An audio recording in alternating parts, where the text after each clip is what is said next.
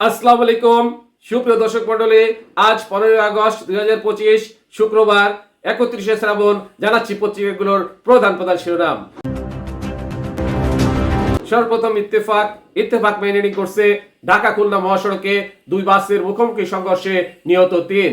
এরপরে প্রথম আলোর মেইন হেডিং, বিচার ও সংস্কার ছাড়া নির্বাচন হলে পুরনো সমস্যা ফিরবে। নেক্সট যুগান্তরের মেইন হেডিং, 12 জেলায় বন্যার আশঙ্কা। এরপর ভোরের কাগজের মেইন হেডিং, গণ অভ্যুত্থানের পরে আনোয়ার ইব্রাহিমের বাংলাদেশ সফর আমাদের প্রেরণা জুগিয়েছিল অধ্যাপক ইউনূস। নেক্সট জনকণ্ঠের মেইন হেডিং, ভারতের সাথে উত্তেজনার মাঝেই ফাতের চায় পরীক্ষা করে আতঙ্ক ছড়ল পাকিস্তান। এরপরে ইনকলাবের মেইন হেডিং, শিক্ষার নিয়ন্ত্রণ হাত বদল। নেক্সট আমাদের সময়ের মেইন হেডিং, ভোলাগঞ্জ থেকে লুট হওয়া 40,000 ঘনফুট সাদা পাথর রাজধানী ডেমরায় উদ্ধার। এরপর কালের মেইন হেডিং, নির্বাচন বৈধ না হলে তা আয়োজনের কোনো অর্থ নেই ডক্টর ইউনূস। নেক্সট সমকালের মেইন হেডিং, পানিবন্দী হাজার হাজার মানুষ, উজানে অতিবৃষ্টি, উত্তরাঞ্চল সহ বিভিন্ন জেলা প্লাবিত।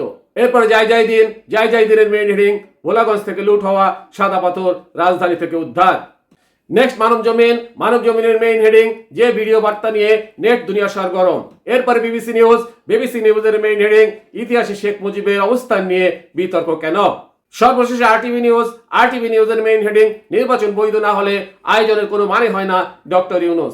এতক্ষণ শুনলেন পত্রিকাগুলোর প্রধান শিরোনাম, এবারে বিস্তারিত। ঢাকা খুলনা মহাসড়কে দুই বাসের মুখোমুখি সংঘর্ষে নিহত 3। ঢাকা খুলনা মহাসড়কে দুই বাসের মুখোমুখি সংঘর্ষের ঘটনা ঘটেছে। এতে 3 জন নিহত হয়েছেন, তাছাড়া অন্তত আরো 15 জন আহত হওয়ার খবর পাওয়া গেছে। বৃহস্পতিবার 14 আগস্ট বেলা 12টার দিকে মহাসড়কের ফরিদপুরের কানাইপুর বাজার সংলগ্ন ব্রিজের উপরে এই দুর্ঘটনা ঘটে। এতে নিহতদের মধ্যে 2 জনের নাম জানা গেছে। তারা হলেন রঞ্জিত কুমার ও আরেকজন আতিয়া শেখ। স্থানীয় সূত্রে জানা গেছে, বেলা 12:30টার দিকে কানাইপুর বাজার সংলগ্ন ব্রিজের উপরে ঢাকাগামী রয়্যাল এক্সপ্রেসের একটি বাসের সঙ্গে মাগুরাগামী ডিডি পরিবহনের একটি বাসের মুখোমুখি সংঘর্ষ হয়।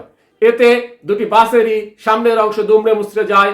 আহতদের উদ্ধার করে ফরিদপুর মেডিকেল কলেজ হাসপাতালে পাঠানো হলে এক নারী সহ 3 জনকে মৃত ঘোষণা করেন দায়িত্বরত চিকিৎসক।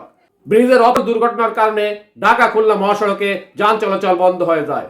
পরে দ্রুত উদ্ধার কাজ সম্পন্ন হলে ফের যান চলাচল শুরু হয়। হাইওয়ে করিমপুর থানার ওসি মোহাম্মদ সালাউদ্দিন বলেন, দুর্ঘটনায় 3 জন নিহত হয়েছেন, তাদের মধ্যে 2 জনের নাম জানা গেছে। তাছাড়া আহতদের উদ্ধার করে হাসপাতালে পাঠানো হয়েছে। পত্রিকার প্রধান শিরোনাম সহ সংবাদ এখনকার মতো শেষ করছি। আল্লাহ হাফেজ।